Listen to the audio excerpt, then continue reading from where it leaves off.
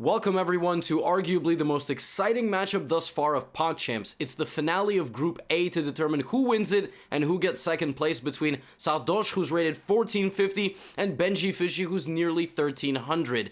Benji is getting trained by Ludwig Hammer, one of the best players in the world, top-ranked player in Norway, and a former coach and training partner of Magnus Carlsen, the world champion. Meanwhile, Sardoche has got the whole country of France behind him, it feels like, being trained by Blitzstream, MVL, taking a few lessons with Nemo as well, aka Nemsko. Let's just get right into it. We've got 2 games, 2 timestamps on the video player.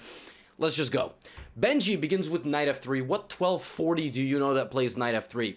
We get d5 and d4, knight f6, and now it transposes to the queen's gambit. So a few things. We begin, this is the ready opening, now d5. Now white plays d4, so it's a queen's pawn. And another moment, does white play the London or the queen's gambit or something else? Queen's gambit c6. So taking away the pawn, the square away from the knight, but solidifying the center. This is known as the Slav defense. We get bishop to g5, which is one way to play this position, e6 and e3. So because black has played with the triangle, actually kind of the pyramid with the bishop back here, this is now known as the semi-Slav, whereas in the mainline Slav, you will develop your bishop to f5 or even take on c4 if available. We get e6, e3, bishop e7, both sides develop, castles, castles, and knight d7, knight c3. So far, perfect play. This is everything that you would expect from 2 intermediate players. But the problem with this setup with black is the fact that it's pretty passive. You need to develop now on the queen side. So either b6 and bishop b7 and c5, or a6 and b5, some sort of expansion like that. So he plays a6, Benji solidifies his structure with b3. Benji's not rushing. Benji's making sure that everything is protected. If you take my pawn, I'm going to take back, because in a lot of these positions, you know, black will also take, and then play b5, right? Well, he now will recapture with the pawn, so he won't be able to get hit. h6 doesn't just take, pay attention, he just backs it up. Doesn't take, just backs it up. Now we get b5. Now here, you can take, ignore, or push. There's a lot of decent looking options. But the best option by far is the move that Benji plays, c5. How do you describe a move like that? So you push the pawn into your opponent's position. Because it's standing side by side with the other 2 pawns, that means nobody can get to this pawn, especially if it's defended. This pawn is taking away squares. This bishop is very passive. You gain space on the queen side is how you would describe that. You also have connect 4, which is a nice bonus. This will give you an extra 10% of your winnings in PogChamps. Just kidding, that's not actually a surprise.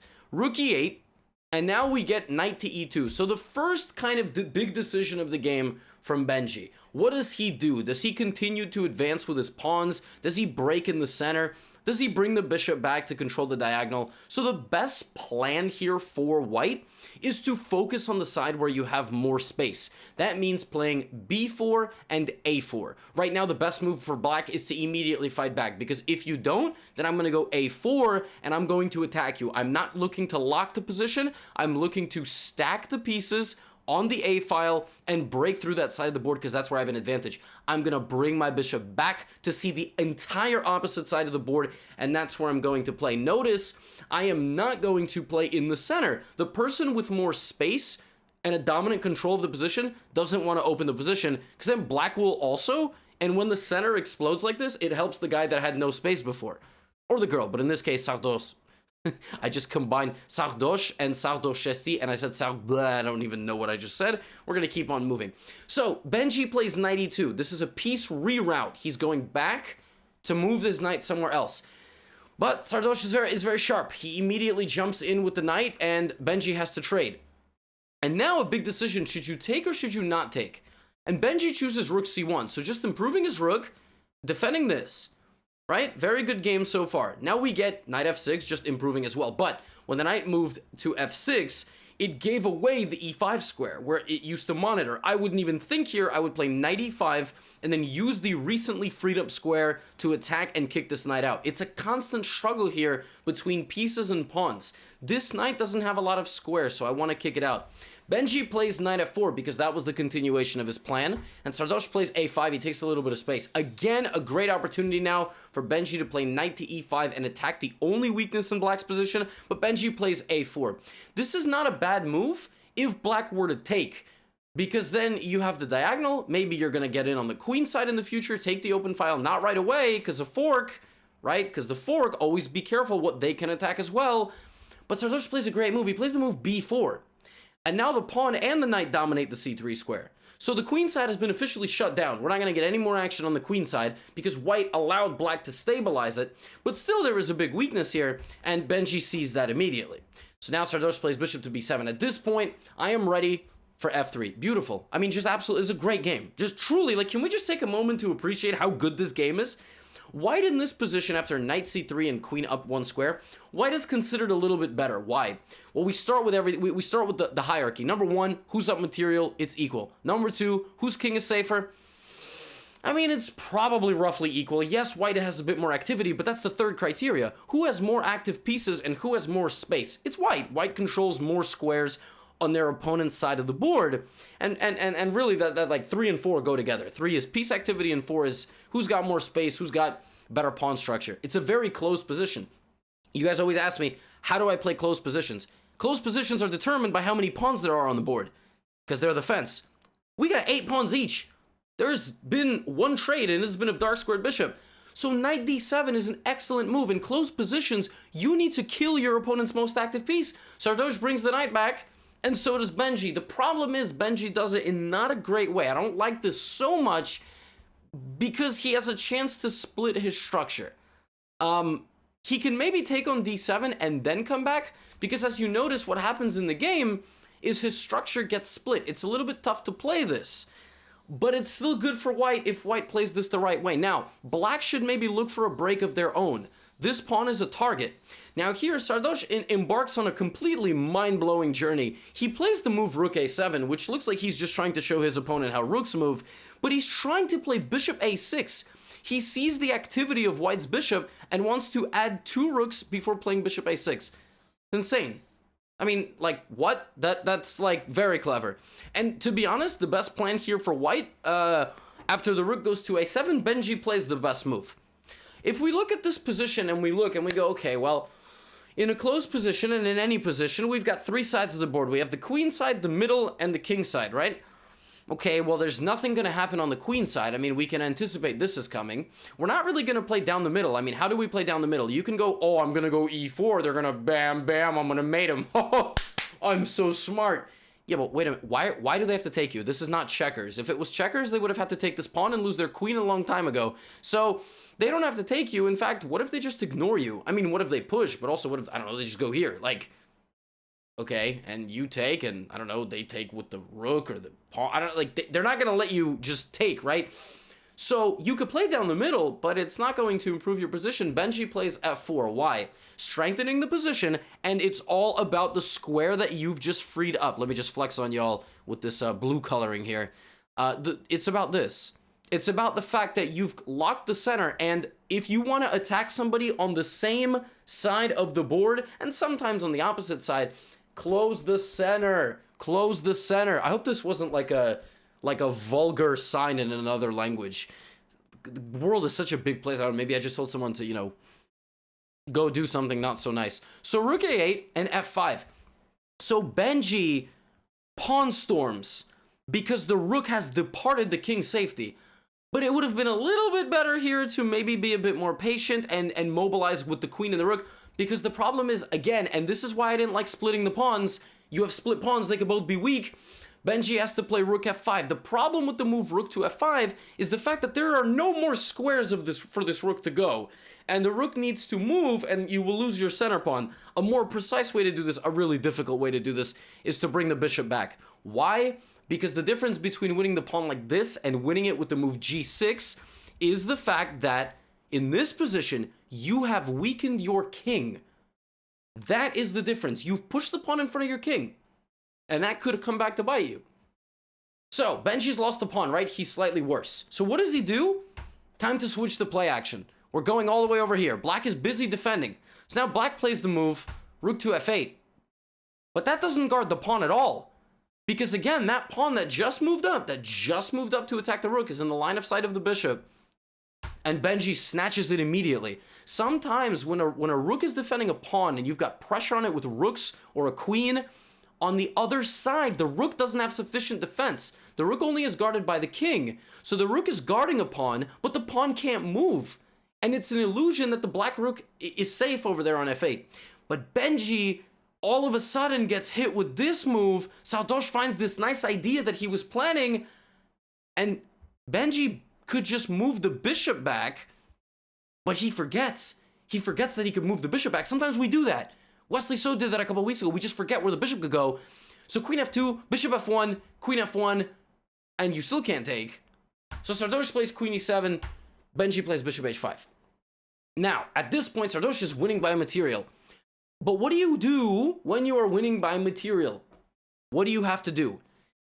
You have to still not blunder, right? You have to be careful, safeguard your pieces, transition this game into an endgame. Queen and two rooks versus queen, rook, and bishop, trade the queens. You have no chance of losing then. But he takes the free pawn, and who could blame him? It's a free pawn. But even this late in the game, you have got to look for how your opponent could put you under pressure. And what's the most forcing way in chess? It's checks. Check. The move queen to c5 surrendered control of the f6 square for the queen. Sardoche failed to realize that when the rook moves out of the way, the queen can join the party, and after rook g3, it's literally force mate. It's force mate. The king goes here, queen f6, and mate. And all of a sudden, Benji wins. The underdog, by nearly 200 points, wins. Crazy game. Both sides making maybe one blunder, but sadly, the level of the blunder was very different. Benji blunders in exchange, a rook for a bishop, but Sardoche makes a mistake, and it turns out to be just the sky falls.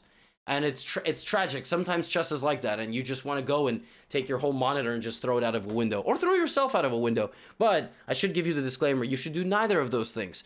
Unless you entered a professional throw it out the window competition, in which case that would probably be something that you would need to fulfill as your obligation. But other than that, a huge win for Benji in game one. If we back up, how should Sardoche play this position? Well, it's not so simple. I mean, you know, I want to say, oh, you do this. Maybe he brings the queen up. The difference being that as long as the queen is covering the infiltration of this queen, you're fine. And then you can bring the rook. And if the rook goes to attack you, well, then you can take with check. And now the rook cannot check you anymore. So now you would play rook e7. And if you bring your queen and then your rook, remember what we said about queen trade? Yeah, you go down there. That's the first thing you do. I don't care. Don't even think about it. That is a recipe for disaster. Just go trade the queen, simplify it, get it to an endgame, avoid danger, and you're going to get the win. Let's go to game two. Wow, that was a tense first game. Let's go to game number two. We have d4, d5, and a London. We get e6, e3, knight f6, knight f3, bishop d6, and a good. I like this. I like when you rock it back. The point being in the London system that if they take you, you open up your rook. Now here Benji plays b6, which at an intermediate level I've honestly almost never seen before. It's much more common for people to castle or play c5. b6, c5 is kind of the meta. It's one of the best ways to play against the London, but you have to be very sharp with what you're doing. So b6, we get knight to d2, now bishop a6. Oh, so that's Benji's idea. He is trying to trade this bishop. So here's the thing about bishop a6. It is better for black to play bishop a6 once white has already moved the bishop. What does that mean? If black just castles here and white goes bishop d3, now you play bishop a6. Why? Because then white has already moved it. So if white takes, they've wasted a full turn. And if white doesn't take, well then great, you take them, fantastic. And I mean, there's some positions white can play c4, but if white plays c4, your bishop is just super strong. Now your bishop just doesn't let the pawn move. So your bishop is great, fantastic. So he rushes it a little bit, right? He's excited to get his setup and he plays bishop a6. The problem is that, well, Sardoche plays c4, it would have been slightly better for him to take, and that's the magic of these intermediate level games, adapting to the opening as it transpires, right? So we get c4. Now Benji, again, you gotta castle, dude. You gotta castle because if c5, and this is important for many of you, punishing opening mistakes. Even though it's the opening, you cannot be thinking, oh, it's the opening, I have to develop my pieces. You have to be thinking like a chess player. Always be looking at the most forcing moves first. Just scan checks. He's only got one check. In this position, there's queen a4 lurking potentially. And in this position, queen a4 is a pretty decent move because Benji would have to find queen d7. If he plays with the knight, I take your bishop. Then if I take, for example, king d7, I got knight e5 coming. It's a little bit unpleasant. I could open the center, knight b3, put my rook. Like, you don't want your king stuck in the middle. It's not so easy. But okay, Sardoche, I mean, it's not a winning move. He plays bishop to d3, and finally we get castles. Okay, now we get bishop h4. See, again, Sardoche just, there's no need for this. Just castle. Rook c1. Let's improve our position. We already moved the bishop once, right? So, well, Benji plays bishop e7. Not super necessary, but okay. Castles. Knight c6, of course. Now we get knight to e5. Again, you want to go here if you support it. The problem is that the way you've played this, knight to e5 loses a bit of its venom. And actually, I mean, black could consider just taking this. And then, for example, after d takes, now you've damaged your structure. Same thing as what happened in the last game. And then knight back to d7, and you're forcing some trades. Maybe you're going to go rook d8, attack on the d file, and then, actually, if you realize, this looks very similar to the last game. That's what you do in chess. You learn based on your previous games. Pawn structure, everything, right? So in this case, it's the pawn structure. Benji plays queen c7. Now, here's a moment. Sardoche is playing with white. I'm going to put you in his shoes. You've gotten your opening, okay? Checks, captures, attacks. This is the only check you have, and in this case, it sucks. Captures. Okay, you can take on f6, you can take on c5, you can take on this. Let's start with what's worth the most. What can you capture that's worth the most? If you take here, just take back. Nothing special. If you take this, and the queen takes, what can you take in that next position? This is a visualization exercise too. What can you take in that next position to threaten the most value? Pawn takes pawn, attacking the queen. You say, so what? Just take back. When the pawn moves, who see each other? The bishops. Did you get that? Knight takes knight. They respond. Pawn takes pawn. Max value first. Always be thinking, how can you attack max value? Because that will organize your thought process. And now, if they take back, they lose their bishop. So here, he would have to find the ultra sneaky knight takes d5. Which hits your bishop and defends his own bishop. So it's craziness all over the board now. So then you say, well, wait a minute. What if I just put all that together? What if I just remove the knight from taking? So that is how you visualize in chess. Take, cd5. Now that's it. Now black has to move the queen and defend the bishop, or else they're going to lose material. And white ends up in a very good position. White ends up at least a pawn up with some serious pressure. Maybe takes, queen out, attacking this. That is intermediate and advanced calculation at its finest. It's reciprocal thinking. You start with an idea, you work on the idea, and you evaluate if it's good or not. The evaluation phase and decision to make the move or not is where most of us mess up.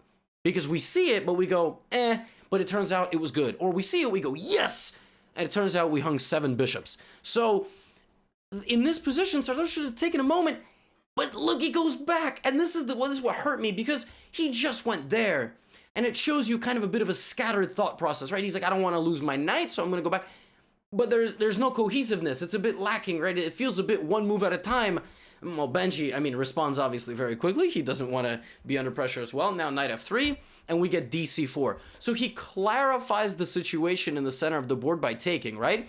Now we get knight c4, we get bishop g3, takes, and now rook d8. Fantastic. Benji just activates the rook, pressuring down the d file. It's professional play. Like, I would have played that move. Very difficult to say if it's better to play rook fd8 or rook here, and also maybe he can already consider just chopping down the middle, but okay.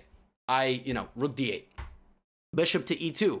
So now Benji plays e5, stockpiling pressure on this, but he had a cleaner way. If he had taken first and white took back like this, then in this position, take again, thinking in combos. You take and now bang and bang. Bishop first, because you would lose your queen. So now knight d4, bishop c4, and white is in trouble. Because if you just lazily take, look at this. You just lost the game.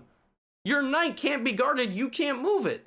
You lost. You're going to lose the knight. You're going to lose the game. So it's just wild how quickly you can if you just think in the forcing way first, especially at this level, add a layer to your calculation. Benji plays e5 because he sees that it's stockpiled, but okay, the problem with this is that after this big transition of pieces, right here we get a moment again. So, look, pawn just took on d4, right? So, Sardoche just played knight e5 and just takes on c6 and then takes on d4, says, okay, cool. But now is another layer of calculation. He found something that's good. He's up a pawn, but hold on.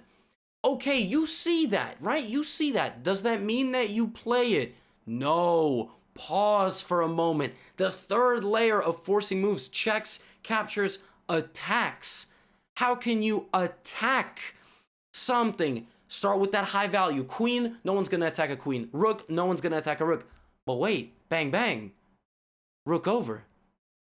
Black is lost. If black plays rook d6, just add another attacker to this. Queen b5, for example. Not knight d4. Not knight d4, because then I take and I hit your queen. Oops. But queen b5, and you say, oh, rook c8, Levy? Yeah, but now knight d4. You say, what? You just told me I attacked the queen. You see the difference? The rook came over to help. So when the rook takes the queen, you got this. You have the extra. That a move ago, when your rook took the queen, it didn't have another target. This is how you improve at this level. For some of you beginners watching, you would be like, this looks like the hardest damn thing I ever... Oh my god. That's chess. When you add these layers, it becomes honestly a beautiful and complicated game. But Sardoche just takes, and goes pawn up. Now let's see how he's able to consolidate this. First, he stacks his rooks on the open file. On the file. They shuffle here a little bit. Plays the move f3 to prevent the knight from coming to e4. Queen a6, knight c6. Punishing the queen moving. Now rook takes d2, rook d2, and a transposition to an endgame. Benji plays queen a2, but when he plays that, he doesn't realize how strong the infiltration is of queen and knight. And now we have a mate threat. So, how do we stop mate?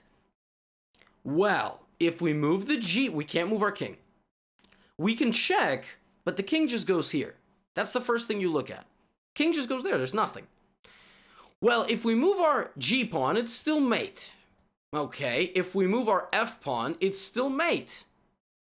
If we move our h pawn, we have some breathing room. Fantastic. Except, and that's what happened in the game, except if you move the f pawn to either of these squares, I like this one, more breathing room, the queen from the other side of the board guards mate. That's so hard.